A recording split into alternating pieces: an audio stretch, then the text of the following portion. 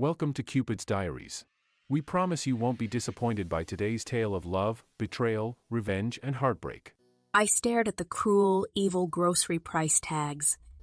I reached for the store brand cereal, and I couldn't help but remember the organic, expensive one Jay liked to complain we never had. But I couldn't afford that. Not when I still had to buy eggs, milk, and bread. It was a miracle that I had the $40 that I had scrounged together after paying for the kids' uniforms that barely fit anymore. My sister had sent me $50 last week to help cover it. I hated I had to ask again. I drove my old Honda up the driveway to the mansion. It was a death trap waiting to happen, but I couldn't justify a new car when the dishwasher had broken last week and now the refrigerator was leaking. It seemed like everything was falling apart except Jay's world. He'd just bought a brand new Mercedes. I carried the grocery bags in two at a time, balancing them on my hip like I used to do with the kids when they were babies. Inside, the kitchen was quiet. The kids were upstairs, no doubt finishing up their homework. I set the bags down on the counter, eyeing the rattle of the fridge, and started working on the project of making dinner out of what little I had. Pasta again. It isn't much, but that would have to suffice. When Jay returned home, the children were already eating, their faces aglow with the rare sight of a hot meal. I maintained my silence, taking a seat at the table's edge and looking as they ate the food like it was some sort of banquet. Jay entered in his crisp suit and gleaming shoes, looked once at the table and scrunched up his nose. What the hell is this? I work all day, bust my ass, and come home to this cheap garbage? This is disgusting, Laura. He sneered at the pasta as though it had offended him personally. I clenched my fists under the table, trying to keep my voice even. It was what I could afford. Jay laughed, the sound bitter, cruel. What you could afford? I thought you had a job. You work part-time, don't you? Why the hell are we still eating like we're broke? I shot him a scathing glance, my anger rising. Jay, I don't bring in enough to cover everything. The kids need new clothes. The appliances are breaking down. Hell, I had to borrow money from my sister last week just to buy groceries. His eyes narrowed, face a mask of contempt. I don't want to hear your dumb, tired excuses. You've got a job. Figure it out. I've got no money to spare. I'm broke. I looked at him, in his tailored suit, his watch glinting in the light. Broke? He must be pulling my leg. You're not broke, Jay. You just don't care enough to help. You spend all your money on cars, suits, and God knows what else while I'm out here trying to figure out how to feed our children. I'm driving a car that can fall apart anytime soon, and you're telling me you don't have money? He took another step closer, his face inches from mine. You should thank me every day for what you have. This house, this life, it's all provided by me. If you don't have the brains to handle it, that's your problem. Stop making me out to be the bad guy because you can't manage a simple household. I swallowed hard, my throat tight. I could feel the kids' eyes on us, watching, waiting. He was trying to gaslight me, but all I said was, "You are supposed to help, Jay. We're all supposed to do this together, as family." He laughed again, that same bitter laugh that made my stomach churn. Together. There is no together, Laura. You're just making excuses for your failures. I'm out. He slammed the door after grabbing his keys. The kids simply ate in complete silence, their eyes to the floor, like they knew better than to say a word. I made the tears retreat with one blink, squared my shoulders. For them, I'd figure this out. I always did. I pulled into a school parking lot already teeming with activity. My car's engine coughed as if it could barely make the trip. Sleek black Range Rovers, Teslas, and chauffeur-driven Mercedes idled at the curb everywhere I looked, their doors swinging open to let out perfectly groomed kids in crisp uniforms. And then there was me, who limped into the only place left, hoping the car wouldn't make that embarrassing grinding noise it always did sometimes when I turned off the ignition. The kids sat in the back seat, quiet as usual. They knew better than to ask why we didn't have a fancy car, and they knew not to ask why their uniforms were a little more faded than everyone else's. We didn't talk about it, we just survived it. I forced a smile and turned to them. "All right, babes. Have a fantastic day at school." They left the car, their backpacks hanging over their shoulders. I watched them for a second, my heart breaking a little more as they joined the stream of kids heading inside. No one waved at them, no excited voices calling their names, no moms waiting at the gate to chat with me about after-school playdates or birthday parties. My kids were invisible here, and by extension, so was I. I could feel the burn of side eyes from the other parents. They didn't say it, but their looks said enough. I was that mom, the one that didn't fit in, the one who drove an ancient car and wore yesterday's jeans when they were wearing designer brands and perfect blowouts. They didn't articulate it, but I knew. They were convinced we didn't belong. I gripped the wheel tightly and fought the welling in my eyes.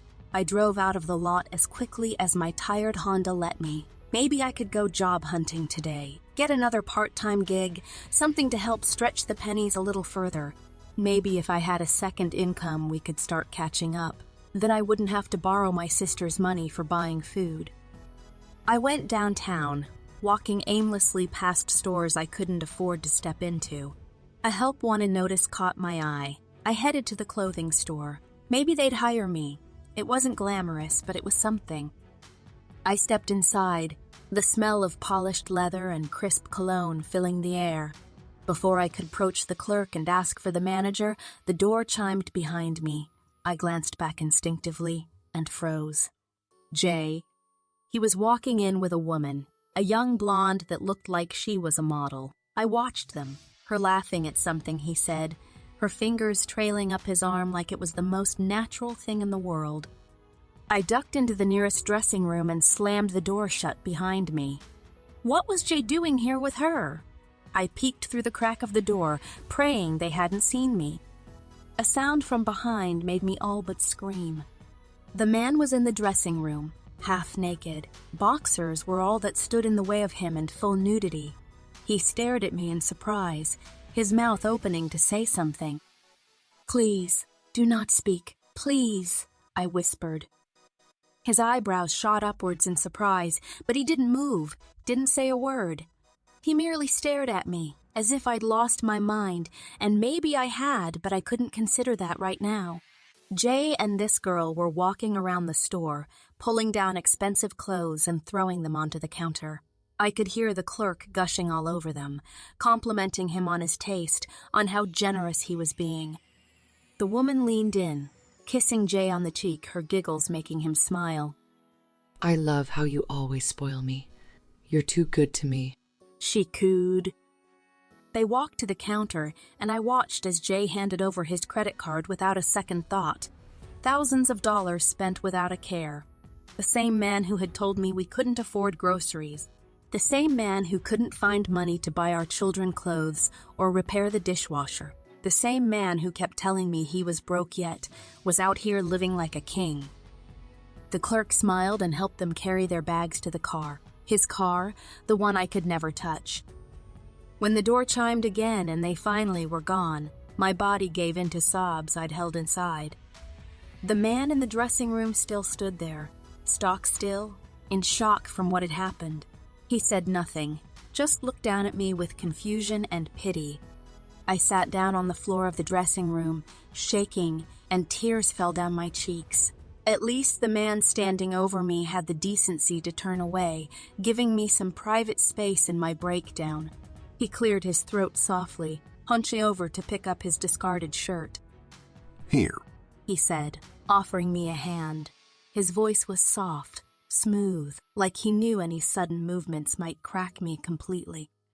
"Let's get out of here." I looked up at him, unsure, but something in his calm steadied me. I didn't say anything. He jerked on his shirt and nodded toward the door. "Come on." I hesitated, then followed him.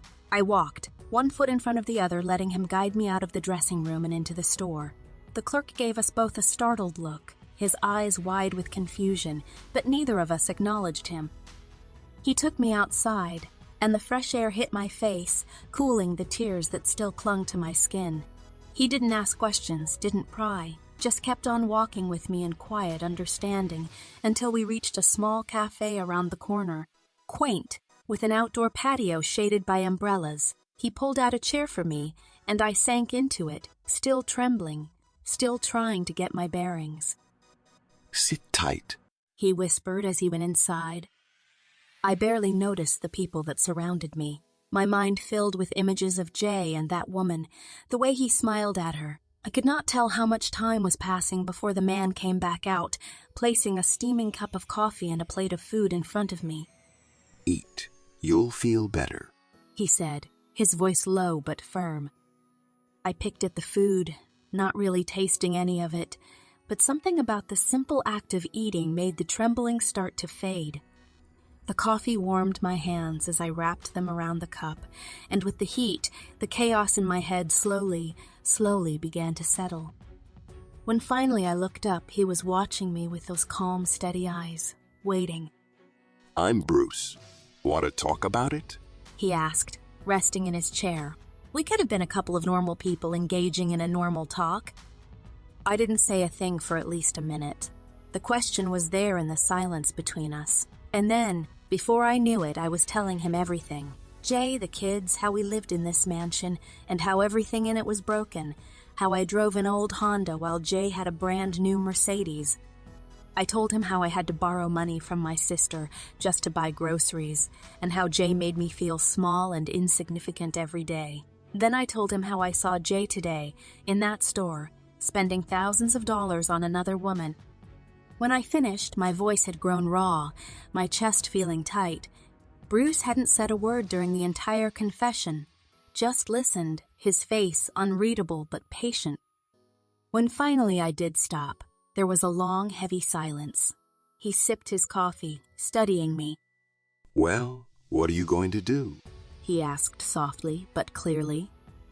I stared at my hands around the coffee cup. I don't know. I wish I was capable to just take my kids and leave out, but I cannot pay for my own place alone. Not with what I make. And I can't take them out of school either. It's the one stable thing they have left. Bruce merely sat silent a moment, thinking about it. Then he leaned forward, arms on the table. What if I made you an offer? I looked at him, puzzled, and asked, "An offer?" He nodded. I need a live-in housekeeper. My place is too big for me to manage alone, and I've been looking for someone to help. There's a separate living space, plenty of room for you and your kids. They wouldn't have to transfer. His words, so surreal, made me question my hearing. Slowly, I said, my voice shaking, "Wait, you're offering me a job? A place to live?" He nodded again, gaze steady, like this was only a simple, reasonable thing to offer someone he hardly knew. The idea of leaving Jay had always been this far-off fantasy, something that I'd dreamt about but never thought could actually happen. And now this man, this stranger, was handing me a lifeline that I never expected. Look, I understand it's a lot to swallow. Call me when you're ready. He offered his card. I took the card, staring on in utter disbelief. Bruce stood up to leave, but as he was walking away, he leaned down, his voice soft yet firm. You don't have to continue living this life, Laura. You and your kids deserve better. Just think about it. He turned and walked away, leaving me to sit there staring at the card in my hand, filled with possibilities I had never dared to dream about before today. I drove through school pickup, my mind still reeling with everything I'd discovered that morning. The ride home was quiet, the kids chattering in the back seat, talking about their day as I sat silently in my thoughts. I worked hard to focus on them, tried to listen, but all I could think about was what I'd seen. Jay and all those thousands he was spending on that woman when I was scraping together every last cent to feed our family. Once home, the kids went straight to their homework at the kitchen table. I stood there looking into the almost empty pantry, trying to figure out how this was going to work tonight. Spaghetti again. No meat, just plain pasta and sauce. with enough bread left for some toast. I wished we could have garlic bread, something special, but that wasn't happening, not tonight. I went about preparing the meal, my movements automatic, my thoughts a million miles away. I boiled the water, heated the sauce, and tried not to think about how thin it was, just enough to coat the pasta, but not enough to fill anyone up. As I set the table, the front door slammed. Jay, he came in. He barked. Where's dinner? I gritted my teeth, the anger boiling inside of me. I set his plate in front of him, my hands shaking, but I said nothing. I knew what was to come. I always did. One look at the plate from Jay was all it took, just about for him to lose it. What the hell is this? He snarled, pushing the plate away like something offensive. I work my butt off incredibly hard all day, and you serve me this crap. Where's the steak? I deserve a decent meal, Laura. I'm out there providing for this family. My hands fisted at my sides, but I kept my voice level. I haven't been paid yet, Jay. This is what we have. He sneered, pushing the plate across the table. I'm broke because of you. All your demands. You're bleeding me dry. You should be grateful for this house, for everything I give you. And this is how you repay me? That's when I saw red. Me. You think I'm the one making you broke? Let's get real, Jay. You haven't helped with food, utilities, or the kids' expenses in months. I pay for all of it. Every single thing that keeps this family afloat, I pay for. The only thing you contribute is the mortgage, and let's not pretend that's out of the goodness of your heart. You're the one who picked this mansion, and you're the one driving around in a brand new Mercedes, while I'm driving a death trap and the kids are wearing clothes that don't even fit anymore. You're living like a king while your family looks like we're barely scraping by. You walk around in your custom-made suits acting like you're some big shot, won't even make sure your children have enough to eat. And you are audacious enough to place blame on me? Jay's face had contorted into something ugly as he growled the low, venomous tone. You can't hack it, Laura. You're weak. Always whining, always complaining. If you were a strong, smart woman, you'd make this work well. But no, you want me to feel sorry for you because you can't handle being a wife and mother. Pathetic. My blood boiled, and my hands started to shake with the anger I'd been swallowing for so long. You know why I can't hack it, Jay? Because I'm alone in this. I could have gotten a better job if you ever bothered to help with the kids, but you refused. You wanted me stuck here, didn't you?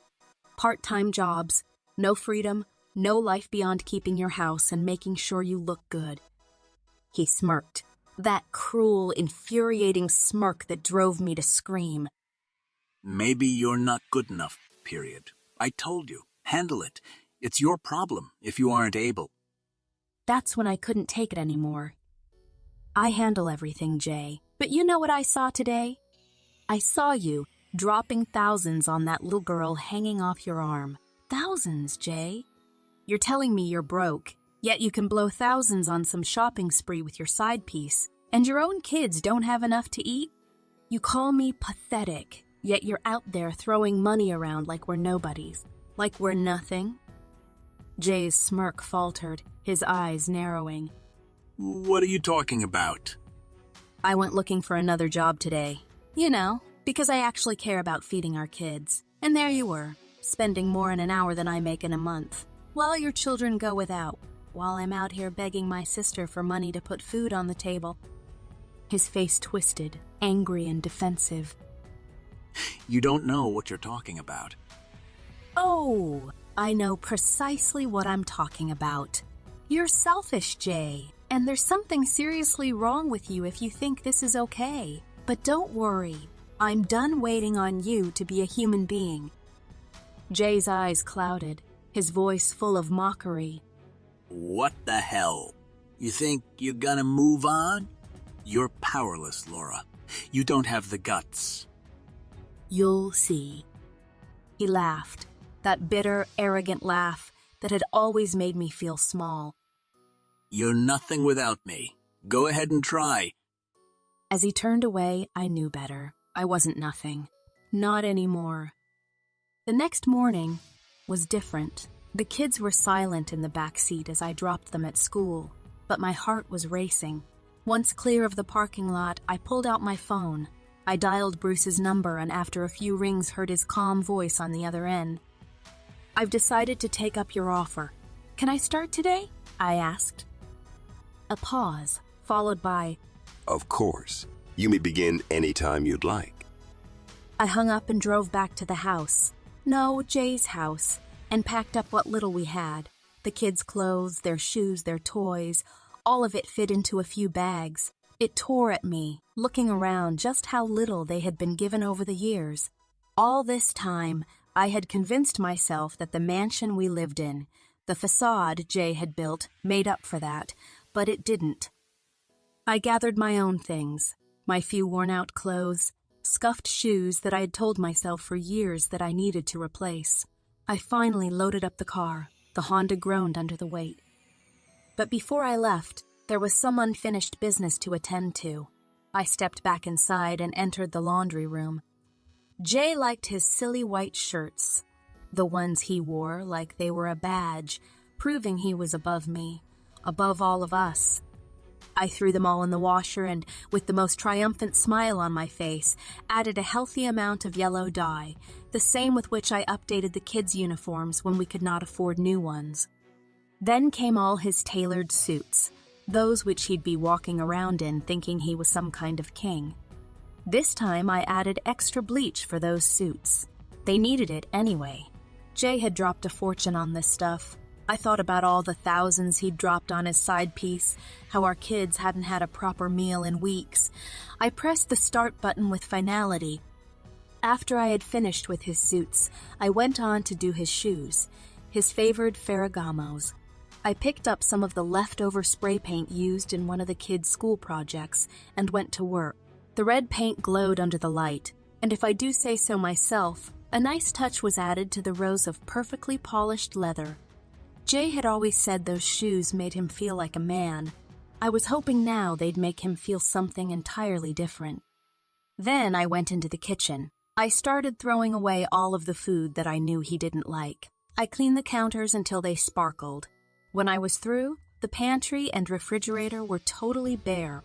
I left absolutely nothing for him. The only thing that I regretted was not having the time to thoroughly detail his car. I would have loved to leave my mark on his precious Mercedes, but what I'd done was enough. It was a good start. I looked at the time. It was time to pick up the kids. Placing my keys on the counter, I closed the door behind me. Driving towards school, I just couldn't help how nervous and excited I felt inside. How would the kids react? When they piled into the car, they immediately noticed the bags. Emma, my eldest, furrowed her brow with concern. "Mom, what's going on?" she asked. I forced a smile and said, "I got a new job, and we are going to live with my new boss. He has a nice place, and we will have everything we need." Of course, they had questions. What about school? Would they have rooms of their own? I answered, explaining the change was good. I talked, and they relaxed. But the most remarkable thing was that none of them asked a single question about Jay. Not one of them even mentioned their father. That reassured me I was doing the best thing. I pulled up to the address Bruce gave me, and my jaw just about hit the floor. His house was gigantic. Jay's mansion, which once seemed large and imposing, felt like some kind of cramped little hut in comparison. The place was a palace, sprawling across what seemed like acres with perfectly manicured lawns, tall trees, and a roundabout driveway that wound its way up to a set of iron gates looming over me. I swallowed hard and hit the intercom. "It's Laura. I'm here for the job," I said, my voice a little shaky. There was a slight pause. Then the gates groaned softly, swinging open on slow hinges. I drove up the driveway, my old Honda rattling on the gravel way up to the house. The kids were stuck to the windows, eyes wide with wonder, whispering to each other. When we reached the front, the big double doors opened, and out came Bruce, casual yet pulled together. His easy smile somehow diminished the overwhelming nature of the house a great deal. Welcome. How was the drive? He said to us, striding towards us. I stepped out of the car, suddenly self-conscious in my worn jeans and faded shirt. It was fine. Thank you. The children scrambled out, still staring wide-eyed at the house, saying nothing, being too shocked. These must be your little ones. Who do we have here? Bruce asked, smiling down at them. I laid my hand upon my son's shoulder. This is Max. He's 5 and in kindergarten. Max looked up at Bruce shyly, but as Bruce crouched down so that their eyes were on the same level, he grinned a bit. Hi. Bruce smiled again and turned to my oldest. And you must be the big sister. This is Emma. She's in 2nd grade, I said, gesturing to my 7-year-old, clutching her little pink backpack. Emma, curious, gave a small wave as she eyed Bruce. And last but not least, this is Sophie. She's in preschool, I added, gesturing to my restless 3-year-old tugging on my pant leg. Not to ever let a moment get past her, Sophie immediately flung her arms up at Bruce, saying, "Up, up!" I began to protest in embarrassment. "Sophie, no! You can't just—" But Bruce started chuckling and opened his arms. I don't mind.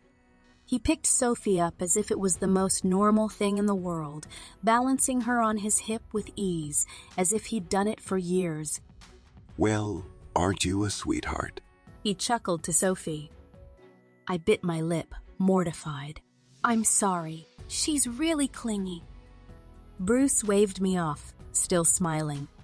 No need to apologize. She's adorable. He turned to the kids and asked, You guys hungry? I ordered some food for dinner tonight. We'll eat after I show you to your new rooms. The kids nodded enthusiastically, excitement building as it finally hit them that this was it. This was home now. I could hardly believe it myself. Bruce led us inside, and if the outside had been amazing, it was nothing compared to the inside. The spacious rooms with very high ceilings had warm, tasteful decoration. It seemed cozy instead of cold, like Jay's house had always felt. Bruce led us through a long hall out to a separate wing of the house, opening the door on what would constitute our quarters.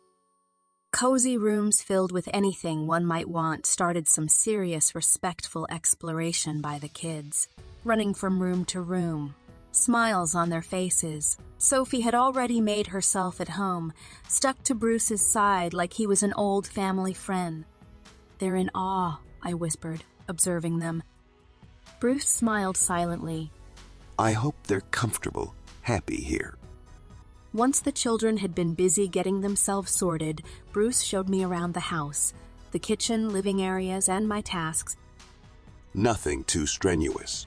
You can keep things tidy. Anything big, we hire outside for. You can start tomorrow, once you have had time to get settled. Such a kind thing to say. Being treated like a servant in my own home for all these years, to think that someone actually would consider my well-being sounded so foreign. Swallowing the lump in my throat, I nodded, trying to hold it together. I whispered, "Thank you. You don't know how much this means." Bruce smiled softly at me. It's my pleasure, Laura. Really. Later that night, after the kids were in bed, I was sitting in the small living room of the house, my body finally starting to relax, when my phone rang. The second I saw Jay's name flash across the screen, I knew the peace that had enveloped me was about to be shattered. I said, bracing myself, "Hello." Where the hell are you? Where are you and the kids? Jay's voice was sharp and angry. "I got a new job, Jay. I left. The kids are with me." There was silence. He seethed on the other end. You what? Left? You just took the kids and left without telling me? Let me talk to them. Why? You never speak to them when you're home. Why do you care now? I asked icily. I'm their father. Let me talk to them. They're already asleep, Jay. And they're fine. They don't need you to wake them up for some fake concern. He was suspicious. Where are you? What manner of job? That is none of your business.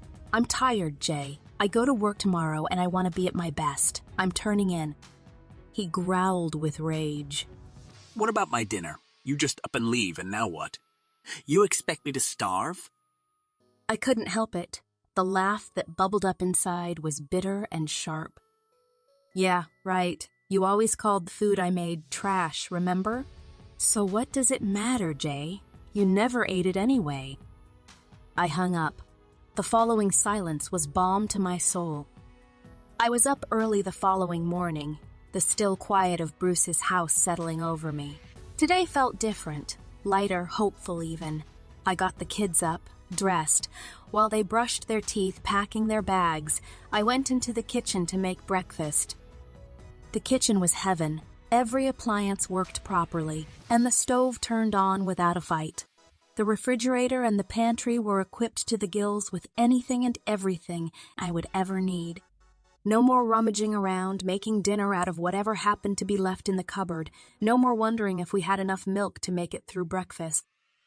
I prepared the meal we'd discussed: eggs, toast, fresh fruits, and a batch of buttermilk pancakes that had spread the scent of vanilla throughout the house. As I set down the plates, Bruce entered the room, already dressed. Morning, He said, beaming as he scanned the spread. Good morning. I hope this is okay, I said, smiling back at him. Bruce sat down, taking a bite of the eggs. He approved. More than okay, Laura. This is fantastic. You're spoiling me already. I felt only a burst of pride. It was a great feeling to be in a place where my work was noticed, where my effort was appreciated. The kids sat at the breakfast nook off the kitchen, digging into their pancakes with excitement while their giggles filled the space, jabbering away. When everyone was finally done, I cleared the plates and told Bruce, I am going to drop the kids off to school, and I'll be back to get to work here. Bruce wiped his mouth with the napkin and stood. I'll be out when you get back, but if you need anything during the day, just give me a call. I smiled, nodding. Thank you. Seriously, thank you. He waved it off, already heading toward the door. You're doing great, Laura. Glad to have you here. I thanked him again and hurried outside to meet the kids at the car. Max and Emma were already buckled in, Sophie giggling beside them, full of excitement from such a good morning. I turned my ignition. Nothing. I scowled, tried again. Nothing.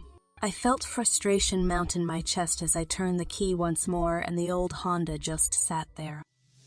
Bruce came out the front door. He strode over, eyeing the car. What's happening? It won't start, I said, rubbing my forehead. Bruce glanced at the kids in the back seat, then back at me. No problem. I'll drop them off at school. It's on my way. I shook my head, feeling embarrassed. No, I'll call a tow or figure something out. But Bruce just smiled, already waving off my protests. Nonsense. I've got time, and the kids look eager to get going. Come on, everyone. They immediately unbuckled, excitement lighting up in their faces. We get to go in Mr. Bruce's car? Max asked, wide-eyed. Yeah, come on. Bruce said, laughing as they spilled out of my old Honda and into his Bentley like they'd just won the lottery jackpot. Sophie fastened herself to his leg, and he picked her up without apparent effort, settling her in the back seat beside Emma and Max. Before I could argue any more, they were off, leaving me to stand in the driveway, my jaw agape. The next minute, my phone beeped. It was Bruce texting me. Driver will drop the kids home from school. You needn't go and pick them up.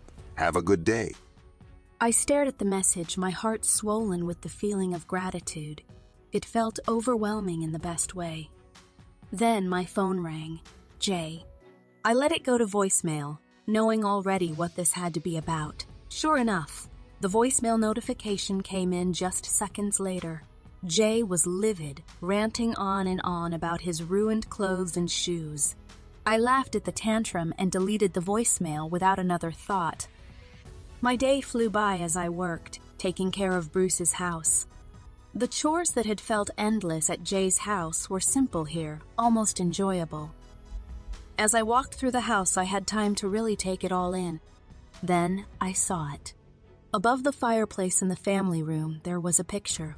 Bruce was younger, his eyes soft as he looked at his bride, so beautiful with dark hair cascading across her shoulders, and they were both smiling like they'd found the secret to happiness. The love was almost palpable between them in that one picture. Where was she? I hadn't seen any signs of her in the house, and Bruce hadn't mentioned her. It felt strange to be here working in their home without knowing.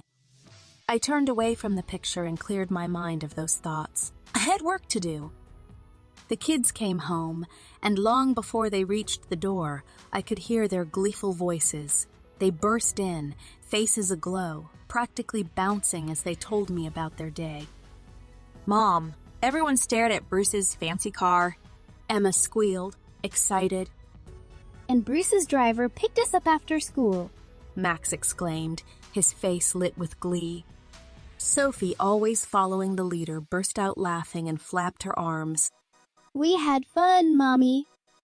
I listened to them, smiling as they talked over each other, so happy for a change. My heart swelled with contentment. It had been quiet after the kids went to bed that night, and everything was set for the night. I wandered through Bruce's house as the quiet settled over me. There was a calmness here that I hadn't known in so long. I walked into the family room, fluffing out a throw on the couch. I made sure everything was tidy. It was then that I saw Bruce standing at the fireplace, his back to me, staring at the photo of him and his wife. He seemed lost in thought. I turned to leave, not wanting to intrude on whatever moment he was having, but before I could slip out quietly, his voice stopped me. Laura. I turned around, sheepish. I wasn't trying to interrupt, just wrapping things up. Bruce shook his head, his eyes still on the photo. You're not. I looked again at the photo, at that young version of him, so full of love, of hope. I knitted my eyebrows and said softly, "She's beautiful." His lips smiled, but not his eyes. Yes, inside and out. I took another step forward. Where is she now? He finally pulled his eyes from the photo and looked at me, his expression reflecting a deep sadness. He swallowed hard as though he still fought to get the words out. She passed away about 2 years ago. She'd been ill for a long time. We knew it was coming, but it didn't make it any easier. I am so sorry, Bruce. That must have been impossible. He nodded, his gaze falling back to the picture, as if he could not keep his eyes off of it for too long. We had so many plans, you know. Kids, travel. We were going to see the world together, but we never got the chance. His voice trailed off. A distant look was in his eyes, returned to those moments when everything was still possible. I felt my heart ache for him. I couldn't comprehend such a loss. Having your whole future mapped out, and then having it snatched from you before you even get to live it. I didn't know what to say, how one comforts another who has been through such a terrible ordeal, but I wished to. She was lucky to have you. It's as clear as daylight that you loved her so much, I said softly, not knowing whether I should say such a thing. Bruce nodded a little. He had clammed his jaw for a second. Yeah, she was my everything. The silence again, and my desire to leave him alone with his thoughts increased. Yet I did not want to be unkind. I whispered, "I'm sorry for your loss, Bruce. I really am." He looked up at me, his eyes filled with gratitude mixed with lingering pain. Thank you, Laura. It means a lot. We talked a bit longer, the conversation lightening to make way for smaller things. The house, the kids, how they seemed to be settling in already. It felt comfortable, but in a little while the weight of the day began to seep into my bones. I probably should go to bed. The kids will be up early, I said, smiling slightly. Bruce nodded, his gaze softening. Good night, Laura, and thank you for everything. I met his gaze once more before spinning on my heel to go. Good night, Bruce, I whispered. I went down the hall, my heart a little heavier, but also somehow lighter. I had fallen quickly into a routine with Bruce and the kids, easier than I had imagined, it seemed. Every morning, there was laughter as the kids sat in the bright kitchen, eating their breakfasts, their faces loaded with excitement for the day to come. Bruce would drop them off at school en route to work. Of course, Bruce had his own schedule, but he did keep checking up. It felt comfortable, like I'd known him for years instead of weeks. Jay called every day, every single day. At first, I let his calls go to my voicemail. He was fuming, no doubt, about his ruined clothes, his empty house, and the fact that I was no longer there to take his verbal punches. One day, I answered. I want a divorce, I said simply, trying to be calm, arguably almost cold. There was silence on the other end, and for a second I wasn't even sure he'd heard me. Then Jay's voice came through, low and mocking. You're bluffing, he said, and then hung up. I wasn't bluffing. I would work, save up, and file for divorce. I would get full custody. Some weeks later, I saw my first paycheck. That morning, Bruce said matter-of-factly that the envelope was on the dining room table.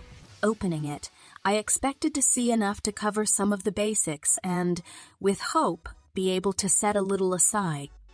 The number staring back at me was so far more than what I'd expected. Far more than I'd ever earned in my entire life. I immediately called Bruce. Bruce, there's been a mistake. This is too much. We're living in your house, eating your food. You're driving the kids to school. This is way too much. He just laughed, that deep, comforting sound that made me feel silly for worrying. It's the going rate, Laura, and you deserve every penny. Treat yourself. Remember, you've got a day off coming up. Don't make me tell you twice. Thank you. Really, thank you. It was my day off. I asked if Bruce could give me a ride into town, as I had an appointment to have my hair cut and wished to pick up some things for the kids and myself. I planned to take a cab back afterward. Of course, Bruce wouldn't hear of it. I'll take you to lunch after your haircut, and the driver will bring you home. No cabs. We were to meet at the same cafe he had taken me on the first day. I entered a salon that morning. I sat and watched the hairdresser work. It was years since my previous haircut. I exited the salon, renewed. My hair was now a lot shorter and in soft waves framing my face. I picked up a few essentials. New clothes for the kids, a couple of nice outfits for myself, even some makeup and nail polish. It was nothing extravagant, but it was enough to feel alive again. I got to the cafe before Bruce did and sat waiting at a little table by the window. In he walked, scanning the cafe. His eyes passed right over me the first time. He frowned, his eyes sweeping the room again until they landed on me, and then his expression changed. He walked to me. Laura, you look amazing, he said in a low voice. I could feel the blush creep up my neck. I smiled, hoping to brush it off. It's amazing what a haircut and some new clothes can do, I joked. I had neglected me since marrying Jay. There had never been time or money to take care of myself. Years in maternity clothes since I could afford nothing else. No haircuts, no makeup, no little luxuries, just surviving. But today, I'd earned it. I'd worked for it, and it felt like I was finally seeing myself again. Having lunch, I could feel Bruce's eyes on me, and in some way, the manner in which he looked at me charged the air between us differently. Lunch no longer felt casual. It felt charged, as if something more was happening beneath the surface. Bruce was complimenting me throughout the meal, and I couldn't help but smile even more. By the end of lunch, he said his goodbyes rather reluctantly, it seemed. I'll see you at home later, he said, his voice softer than usual. Yeah, see you at home, I said, trying to keep my voice steady. Even the driver could not help but compliment me on my way back. With the biggest grin, he said, Looking good, Miss Laura. I couldn't help it. I smiled. I was feeling good, really good. But as soon as I got home, something came to mind. The money of that one paycheck was enough to divorce. 2 weeks after filing for divorce, I finally thought that I was getting a grip on my life. I was working, bringing in a paycheck, and felt more like myself. I was cooking and heard the gate intercom buzzing. Bruce answered, and his voice shifted, cold and sharp in a way I'd never heard before. What do you want? I heard Bruce say through the crackling intercom. I want to see my wife. Jay's voice rang out, angry and demanding. I froze. The knife I had hovered over the cutting board as the air in the room thickened. I hadn't seen Jay since the day I left. My stomach twisted into knots, and for a moment, panic set in. Bruce's voice cut through the tension, low and commanding. You're not welcome here, Jay. I want to see her. You let me in, or I'll call the cops and tell them you've kidnapped my wife and kids. Jay insisted. There was a long pause, and then to my amazement, Bruce pressed the button and opened the gates. Come on in. Come on.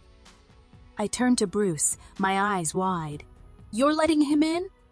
He glanced at me, his expression unreadable. I'll handle it. Bruce opened the door for Jay. Jay's eyes scanned the room, resting on me. I could see the anger simmering just below the surface as he took in my appearance. A fresh cut, clothes that fit, the light in my eyes that he hadn't seen for years. What in the name of hell is this? He spat, his indignation elevating his voice. Look at you dolled up, looking like some sort of... Careful about finishing your sentence.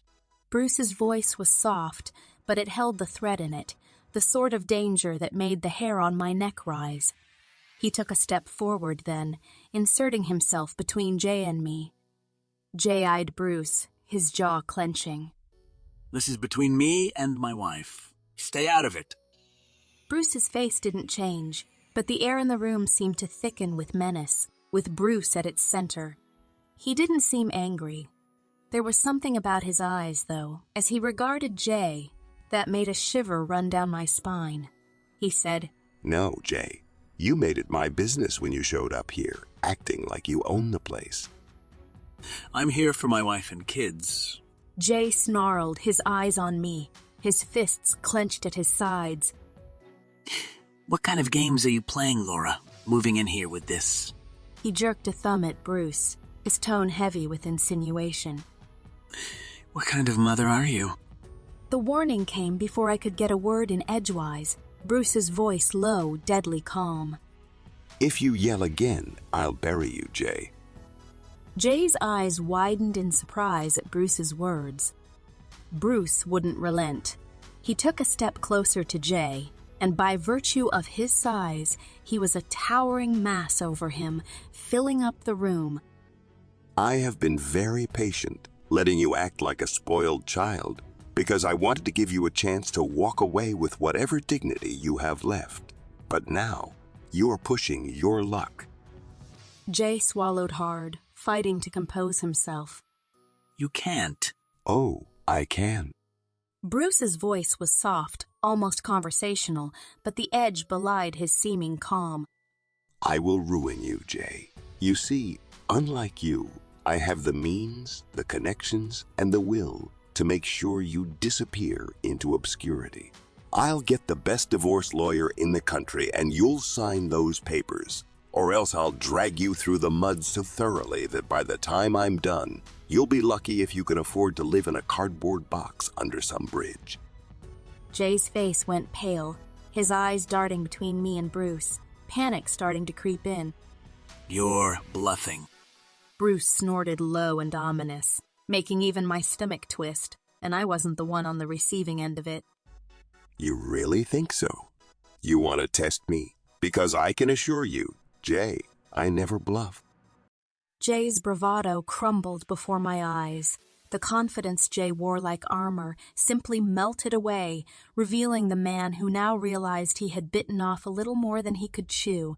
He looked at me then, and desperation danced in his eyes. Laura, you can't do this. I met his gaze.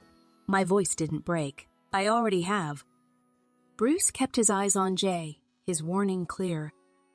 You'll sign the divorce papers. You'll give her full custody. Walk away or regret it. Jay stood there, his chest heaving. He knew Bruce wasn't bluffing. He knew he was beaten. Without another word, Jay strode out, slamming the door. The second he was gone, I exhaled, my whole body sagging in relief. I faced Bruce, heart pounding. He was still standing there, cool, calm, and collected, like he hadn't just torn Jay apart with nothing but his words. "Thanks," I whispered, my voice a little shaky. He turned to me then, his face softening. Never thank me for that. Something just clicked. The way he stood up for me, the way he protected me. It was more than anybody had ever done. I was falling in love with Bruce. The next morning, a courier came to the door bearing an envelope. It was the signed divorce papers. Jay had accepted all my conditions. Full custody, no contest. It was over. Over the coming months, things between Bruce and me started to shift in ways I hadn't expected. Subtle at first, small gestures, lingers of looks, the ease with which a comfort settled around us. The kids loved him, and for good reason. He treated them from the very first day like they were his own, giving homework help, doing school drop-off and pickups, reading bedtime stories. We spent more time together as a family, sharing meals and laughter, and slowly, the space between us began to close. One night, I was cleaning our dinner mess. I didn't hear Bruce come in until he was right behind me. I turned, surprised to see him. "Everything okay?" I asked, wiping my hands on a dish towel. "Did you need something?" He didn't say a word, merely took another step closer to me, his hand reaching for mine. Gently tugging, he pulled me to him, his lips brushing against mine in a leisurely kiss. As he drew back, his eyes caught mine. That was what I needed, He said, his voice husky. That was everything. That wasn't just a kiss. From that moment on, our relationship started to spiral into something more, into something I had never allowed myself to believe I deserve. We didn't need to discuss it at first, define it. We didn't have to. Bruce wasn't just a man I worked for anymore. It was evident we'd built something real, something lasting. It was evening, and we sat down to dinner, what had become routine for this budding new family.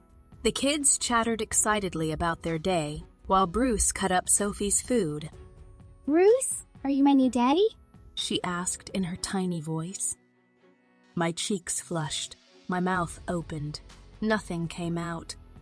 Bruce merely laughed, his deep, rich voice filling the room as he pulled Sophie into his lap and hugged her close, seemingly completely unbothered.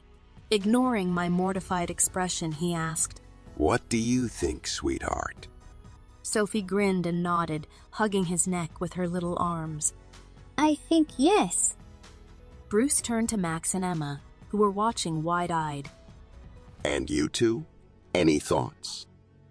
Max shrugged, his face serious but his eyes soft. I already think of you like my dad. Emma nodded rapidly, her voice low yet determined. Me too. These children, my children, had found in Bruce what they had never known from Jay. He was the father they had always deserved. I said nothing more, silenced. I felt the tears fall from my eyes as Bruce pulled Max and Emma close to him, engulfing them in a big hug. He asked, his voice thick with emotion. Well then, I guess I'll have to step up to the job, won't I? I wiped at my face, overwhelmed by the moment, by how seamlessly he had slid into our lives and into the empty spaces Jay had never even tried to occupy. Bruce looked up at me, his eyes warm and steady. I knew then that he was ours, and we were his. A year after I started working for Bruce, he took me back to that cafe where we had first met. We sat at our usual table, the sun streaming through the windows, when Bruce leaned across the table and took my hand in his. Laura, I've loved you for a long time. You, the kids, you're my family. He pulled out from his pocket a small velvet box and opened it to reveal a simple-looking diamond ring that gleamed in the sun. Marry me? Make this family official? He asked, his voice all thick with emotion. Yes, Bruce, I'll marry you, I whispered. His ring slipped onto my finger. He kissed me. For the very first time in my life, I knew I was exactly where I was meant to be,